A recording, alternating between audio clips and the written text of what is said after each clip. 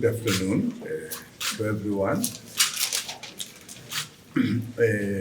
We are very happy to be here today.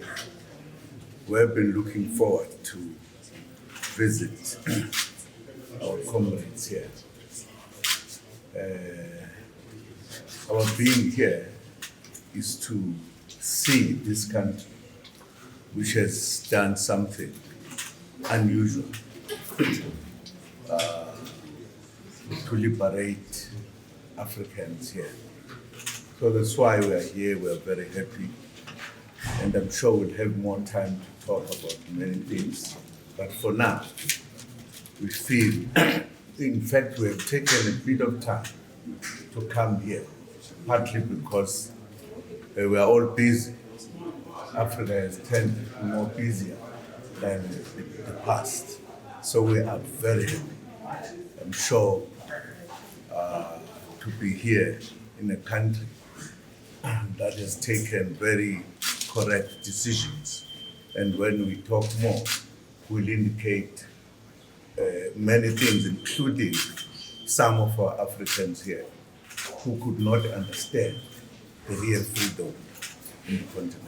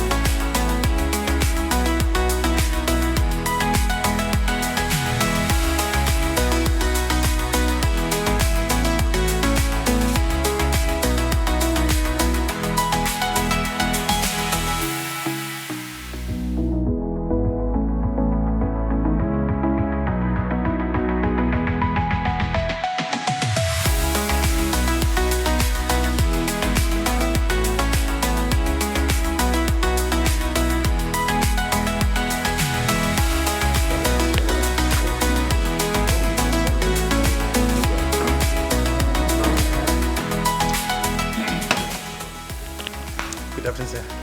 Yes, ma'am. How are you, sir? Fine. I want to put the mic on your... Okay, do so. Thank you, sir. Do what you want.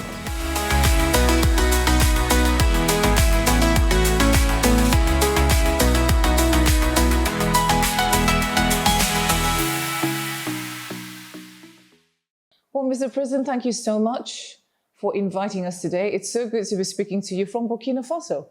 The last time we spoke, we were in Kandla, in South Africa. So now we meet again in a different location, but obviously for a good purpose. So thank you once again for accepting our invitation to this interview.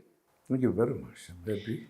Now, the discussions that are mainly being spoken about here in Burkina Faso are more Pan-African centered. We're talking about how to prosper Africa, how Africa can regain its sovereignty that seems to have been lost somewhere along the line, a true independence to free Africa from being colonized in the mind and not being able to look inward. I know you're one of those leaders that have spearheaded such talks for a very long time. We've also had leaders like your Kwame Nkrumah, your Thomas Sankara of this land of Burkina Faso, your Julius Nyerere, Muammar Gaddafi. We could go on with the list. What would you say, though, from having spoken to such great leaders as those on how to prosper Africa and where we are now, would you say that this new generation understands that vision of a Pan-Africa that is free from colonialism in all forms? Yes, I think the current leadership that we have here is indeed looking at Africa more as a reality rather than just as a slogan. I'm not saying the old ones were just giving a slogan. There were quite a number of leaders who were very clear and totally clear that how South Africa should be. But I think the time, at that time, given the time of how we were interfered with from the beginning by the churches or whatever, I think it had come down to this continent and created people who believed that what some operators who had come here were doing were actually correct, which was not true. And much as the great leaders who talked a lot about how Africa should be, the freedom of the continent, it did not penetrate to everyone, because the manner in which particularly the people who came from outside of Africa had actually created such a situation that they looked like they were the ones who must have made us to be what we are, in a sense. And therefore, the correct views that were taken up by our leaders who had understood this very well, they were hitting at the kind of minds that were not necessarily easily taken to the reality. So they had, whilst saying we are Africans, etc., but they were still wanting to do what the foreigners had come doing, because that had been put very deep to our people here. And that's what made the very clear and very deep issues raised by our great leaders here. It could not penetrate quickly and then change the whole of Africa. I think that was the issue. Is that why it took us 400 years Yes. to get to where we are now? Yes. It had a lot of influence. That influence, in a way, is still there today. It is very, very few people. If people like the leaders here today have acted the way they were acting, other people thought these ones are wrong. Let me just give you an example, which is glaring. We finally succeeded to establish Africa as countries to come together. But even that coming together was not able to penetrate and make us to feel as we feel today. For an example, if you take the OAU as an organization of the African, which was done as a result of the comrades and the leaders who were there, who were saying, let us have Africa as Africa. Much as that was being said, it looks like just a slogan rather than a reality, or half the slogan instead of reality. If, for an example, you take that organization, I had an opportunity at one point that my country said I should lead the country at some point. And I came to sit in that huge, very important place. My problem is that on the very first day when I came to an important meeting, there was an open kind of time where everybody listened. Their structures, what you call that were being made to speak and do that at a given time. Then they will say, now everybody should go out, we remain, which means it will be not us only remaining, but we're remaining with the whites. They were sitting there, they're not going out, because they were in charge of our organization in reality. We will discuss every other thing, which would be things that are important, etc. But the Europeans would be sitting inside because they were paying the life of that organization. That tells you the point I was just making, that much as we were saying we needed to reach the final point, but in reality, the point was reached with the direction of Europeans. I'm just making that as an example to show that we did not succeed to take what our leaders were saying, much as we thought we believe it, etc. But it was something like church, because the churches are every other thing in the world. Some they believe in this, some they believe in that. There was nothing straightforward to say, we as Africans, this is what we say. So whatever the issues were raised by our leaders, they went not to the final destination, probably halfway, not even three-quarter way. But the problem still exists today. The African Union, I attend the African Union almost on a yearly basis. First and foremost, the building itself is built by the Chinese and it's tapped everywhere. They could not even remove, the listening devices in the building. The African Union is still sponsoring. I was in the AU. The discussion of that year was decolonizing the curricula to suit an African. But who was paying for the curriculum? It was the European Union, the European Council. They were there. So it seems like it's still in existence. It's still ongoing. So that in its own is still a problem. Is that the reason why the AU has not succeeded? It feels like it's a toothless dog as it is. No, we have to be very realistic about our continent. I was in the East recently. I was telling them they were seriously described as the East and the West. The middle, which is Africa, was never talked about because we did not, even at that time, say, now the time has come, our freedom is here, let us be us. Because we still dependent on these guys. We were former, whatever you call it, maybe former people colonized by the whites. And that colonization continued.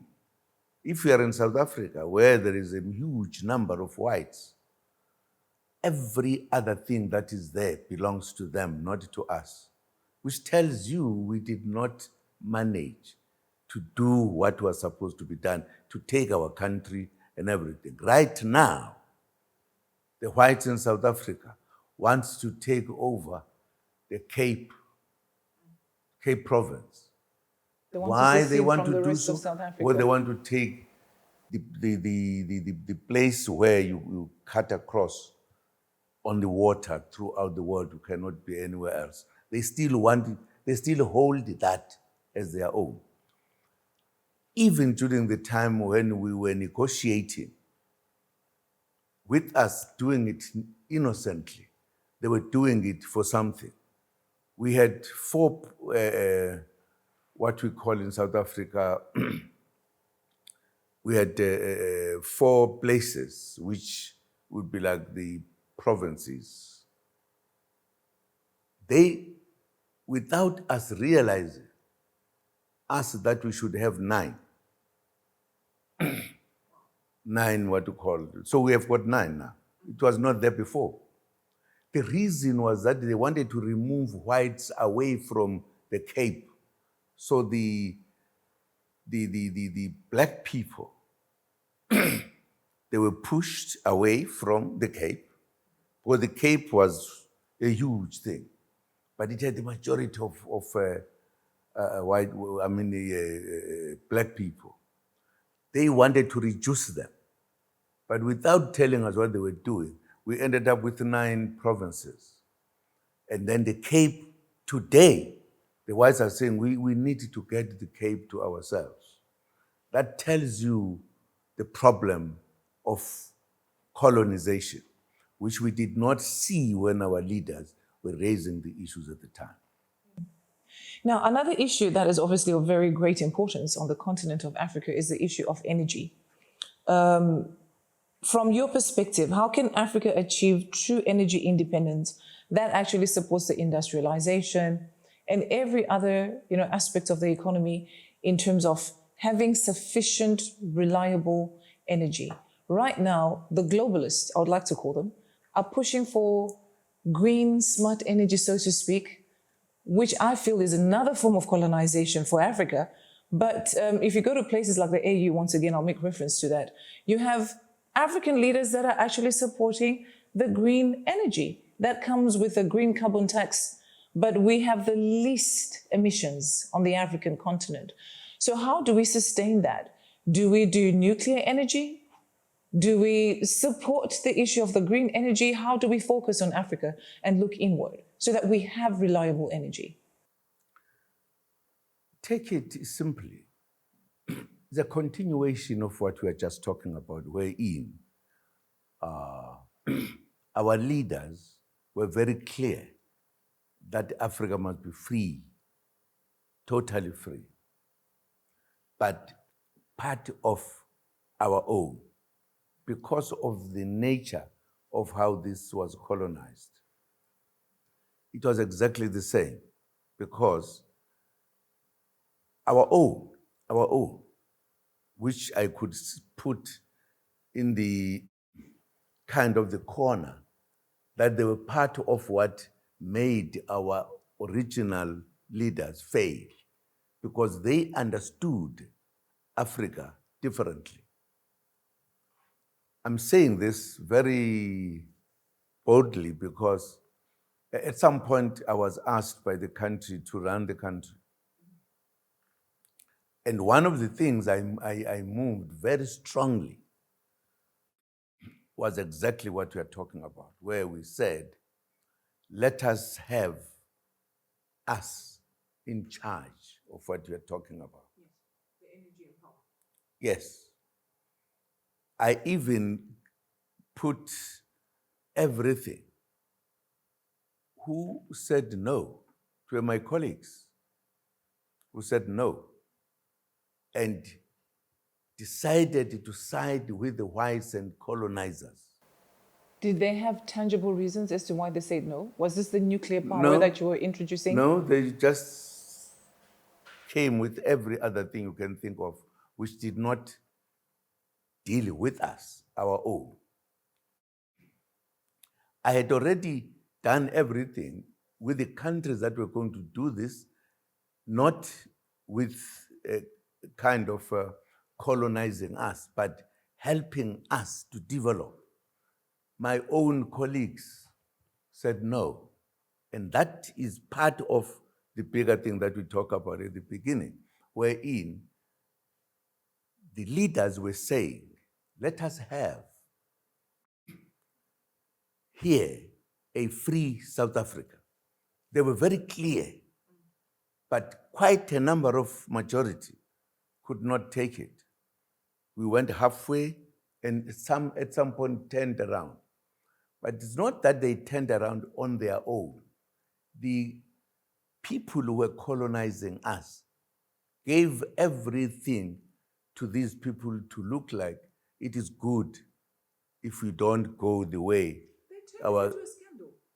They made it look like you had committed some sort of crime. Scandal. Exactly. I remember following that story very well. Yes. They made it look like it was a scandal for you to introduce this new energy wave that you had brought in. I think it was nuclear energy. They Yes, exactly. made it look like it was a crime, but they are using it in their countries, Mr. President. But that tells you our colonizers were saying, no, don't listen to. And after they say, but we can do it like this. Just adjust here and there. That is a problem that has faced Africans. And that's the reason why, when the leaders here, who are leading here today, when they said, we need to be in charge of our country, it is not the colonizers only who said sorry, but it was also our own people. For an example, when the leaders here decided to take over the country, what happened? Not just the colonizers, the rulers of this place, they said, you cannot do this. This is a coup d'etat. But it was not a coup d'etat. It was a taking over of our own things that were taken by white people. But what did they say? No, we take you out. We put you away and everything. It was actually wrong. These brothers here were doing the correct thing to bring back Africa. And this is what it is. But your very Africa that I'm talking about boycotted them and said, no, you are useless. You are too much, blah, blah, blah. And they isolated the correct Africans who were saying Africa must be what it is supposed to be. That is part of the whole thing as you were talking about. Whether you talk about having everything right, having whatever, if the whites said to our people, no, they would say, no, no, no, no, you can't do it, it's not allowed. But the reality is that we are not yet free. And we had this belief for a long time. I can tell you about me, I joined the struggle when I was still very young. And I thought as we said things that were not complete, the hope was that once we are free, we are going to use our own power to be what we are supposed to be. And yet, some people are doing it, knowing that at a given time they will stop any movement. Even if you take what we call in our country, a very big document that described how South Africa should be, right? It was not complete itself, because we knew once we are free, once we are there, we will then complete the whole thing. Even the kind of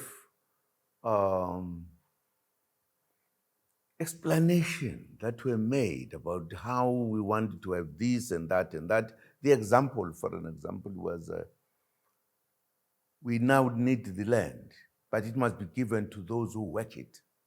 You hear that? Why? Why it was not like that before the arrival of whites? So, however, even if I heard it at the time, the belief was once we are in charge, we'll then say, sorry, we take everything of ours. But they've been able to stop things here and there. If you take the issue of the land today, we are now decades, number of decades, by the way, that we were free, but we have not touched the real issue of the land. And land is a birthright. And land is what you live with as a person of that particular place. But we were pushed into corners where we now today have no space to be able to bring food and do everything, because those areas did not expand. Everybody was there. So we now create houses where we are supposed to be plowing. So that is a problem that still faces Africa. Africa has not faced the final point. The comrades here, the leaders here, have faced the common point that Africa must come back to us. We must decide what to do, what not to do. We must decide who must stay where and whatever.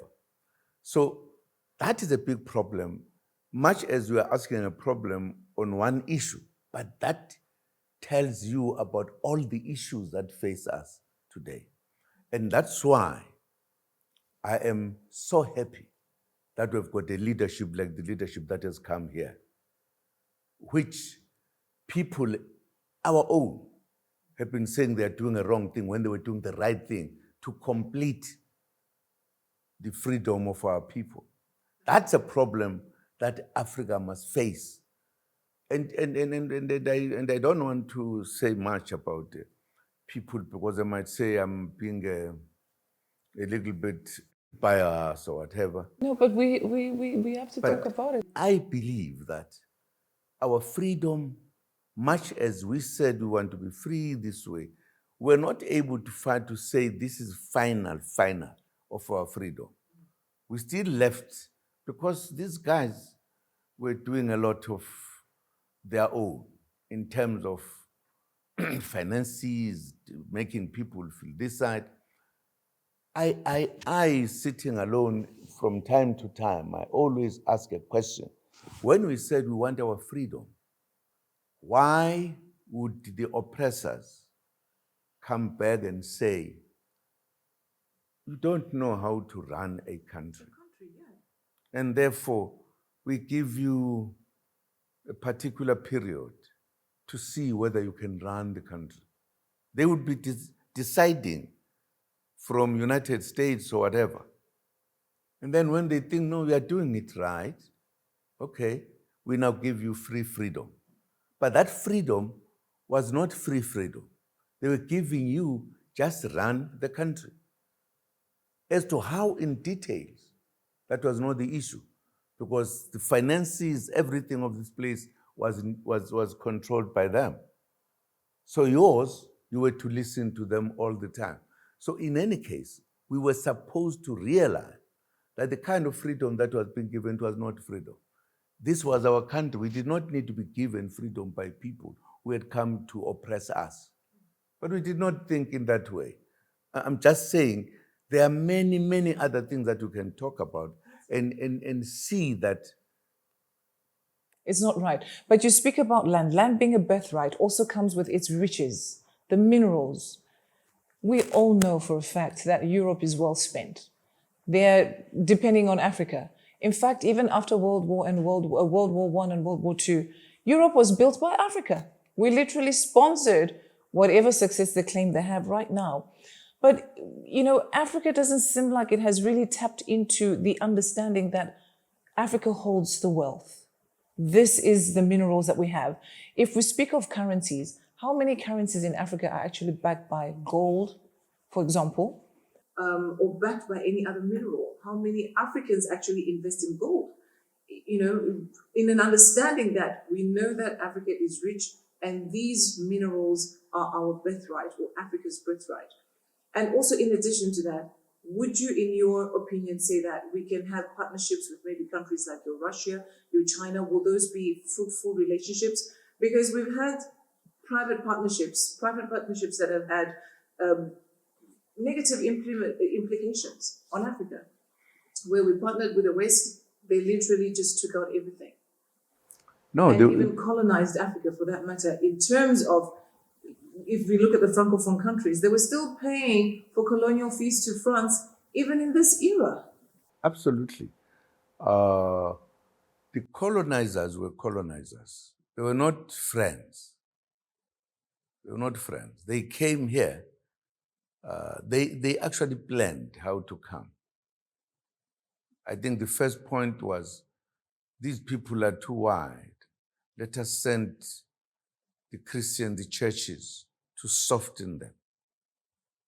And they sent people here who became like most wanted people. So it was a strategy? No, they were coming to soften us. Once we knew the whites and everything, and some people were getting to be Christians, right? I don't know why God would have said, you guys were not real. The whites are real. They will come to teach you how you become what you call. From there, they brought soldiers. They killed a lot of Africans.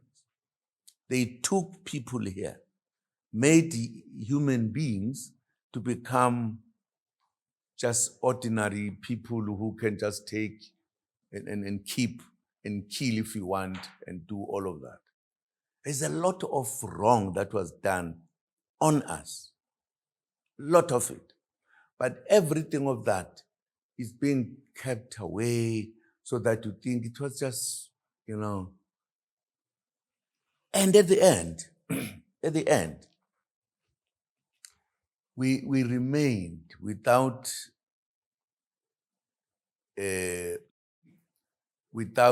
our land, without our running of our affairs, without everything.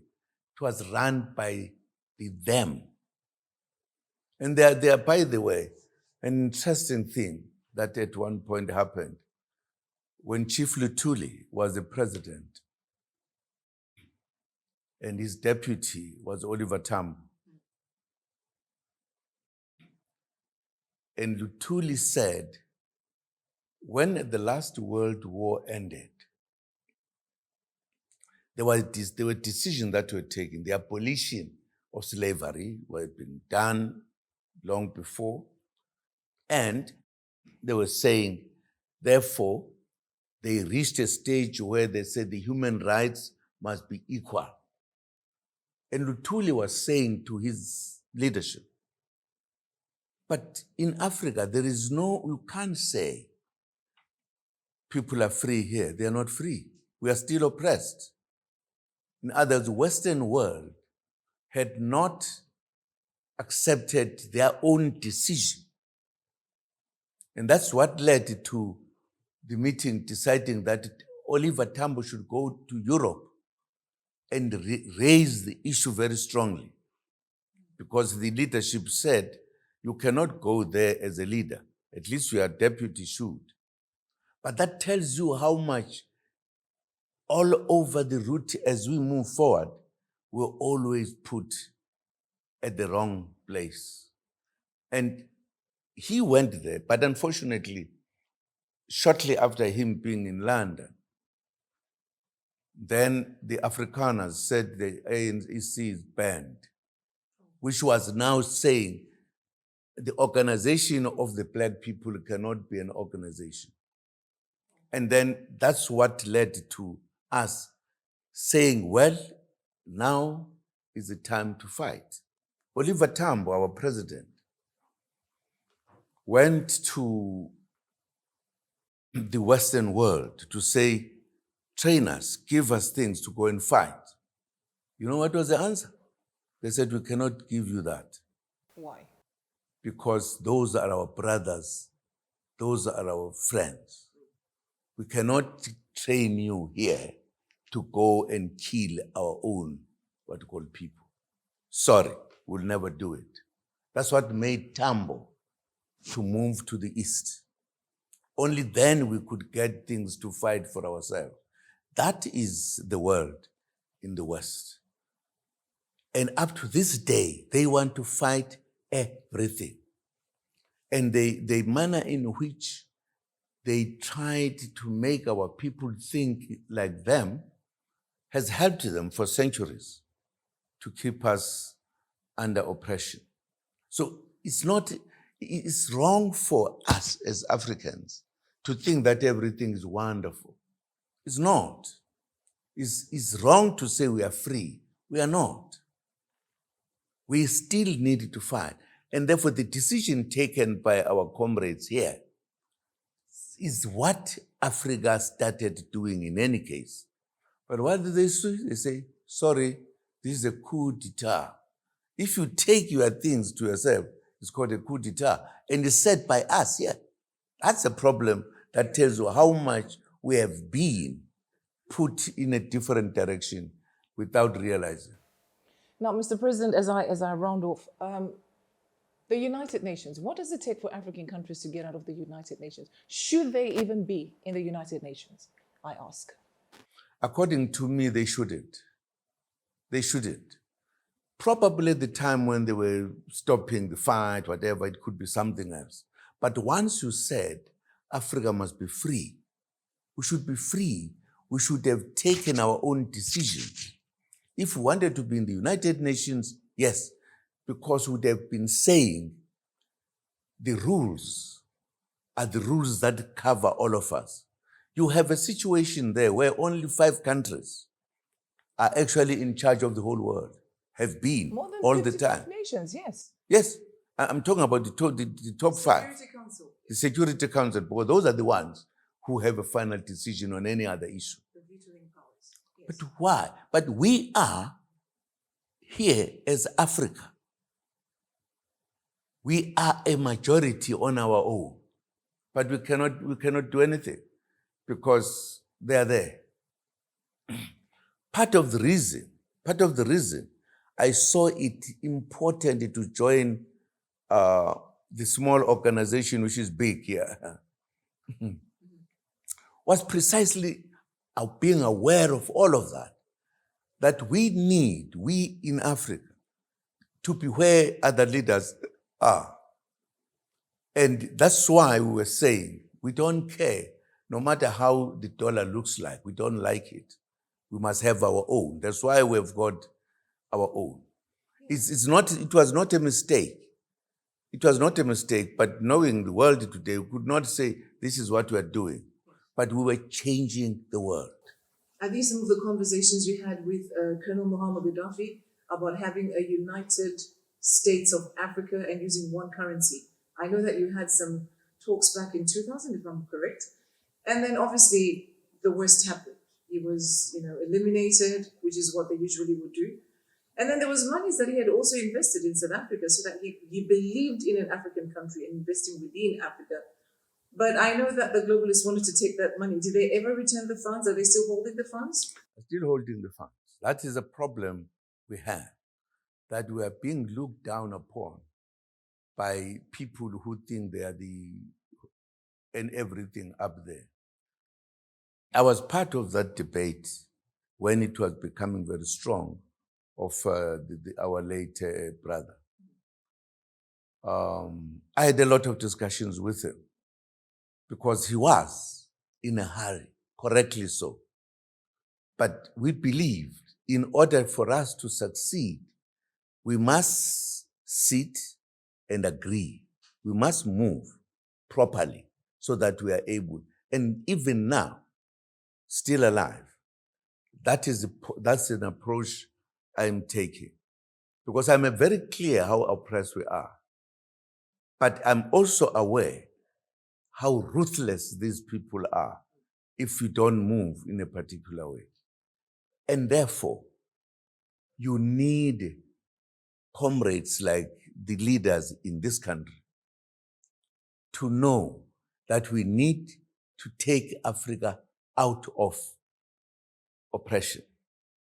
That's our duty. But it needs people who must think, who must do things properly. We were able to get freedom here because we were assisted by the East, not the West. The West refused Tambo when I was talking to them. It is only the East that made us to know, that made us to be able to have guns and fight. And finally, our enemies realize this is not to fight. They then said, let us negotiate. Those negotiations are negotiations that were always put in a particular place to help them. Even if they would lose something, fine. At least we are here. And when if you notice very well, where was negotiations first done seriously? It was in Zimbabwe. Not so. Yes. No other part was ever done. It was started in Zimbabwe because the whites were being defeated. And they said, we do not want that black people should know they can defeat us. So let us negotiate. And they forced the negotiations, the final one. There have been a number of them. Thereafter, we were helped by one of the leaders who was the communist among many, Agostinho Neto. When they were stopping everything in the South, many people never look at that. And what happened?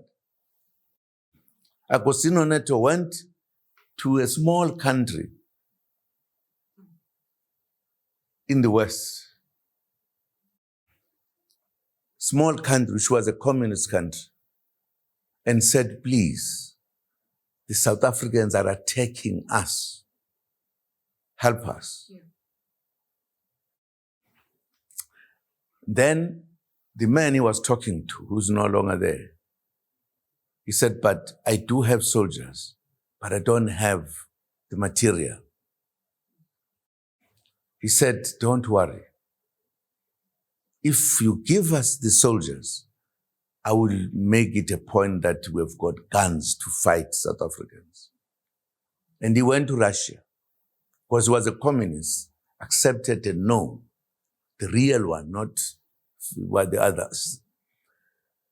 Once he talked to the Russians, they said, we'll give you every gun you want. And that's what helped save Southern Africa. And Southern Africa is not aware of that.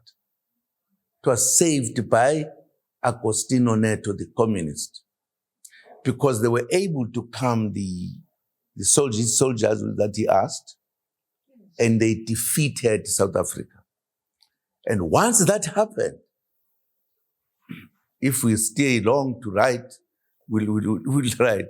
Because once that happened, they then said, please, negotiations.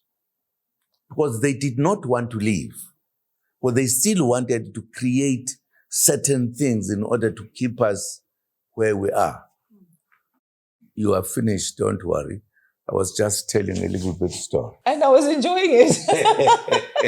I was actually following that, you know. You said something very profound there, that a lot of, Africans don't know. It is true. I just learned this as well today. No, they wouldn't know. We were in the deep of it. And we knew exactly why negotiations instead of saying, let's go, guys. And we still deal with that issue. We still call our people, they are wrong. They are creating problems in the country. Our comrades here are solving the problem that made many fail. Wow. So Africa has a rich history, but then Africa needs to start with action now. The very good example that we are all making reference to, and which you make reference to, Mr. President, the Sahel region. They just woke up one day and said, listen, we don't want this, and we're going to implement what we feel is right for the people. And I think that's exactly what the rest of Africa should just do. Start the action now, and let's move forward. So I really look forward to some of the conversations that will be ongoing here in Burkina Faso. And I also look forward to the resolutions, more especially the resolutions. By the time we pack up and we go back home to Southern Africa, the resolutions. So it's really an honor to have you here and to be meeting, obviously, with the government here as well, so that we all prosper and move forward with Africa. All of us need to appreciate the area in which we are, how deep we've been put by the oppressors. And therefore, how to get out of this. Again, it does not need angry people. It needs people who must think and understand. Because the example I made of the Freedom Charter to the land, to those who work it, not to our land, simple, must tell you how much these people were putting things for us in order to make them move quietly. So it needs, part of the reason I believe and I'm happy to be here is to talk to comrades. I think they think as we do. Yes. And how do we think properly and succeed to be what we are supposed to be as Africa, including people who fight because they believe in this particular church or that church, and also fight about there is a boundary. This is my thing. Africa belongs to all of us. It needs us to know exactly what we are doing, and we are going to succeed. I'm very happy because we have got people now who have reached the point in making the point very clear what needs to happen. I'm very happy, and I believe Africa, in a short space of time, is going to be an Africa we want. We look forward to that, all of us. We look forward to Thank that. you. Thank you so much, Mr. President. Thank you very much. Thank you.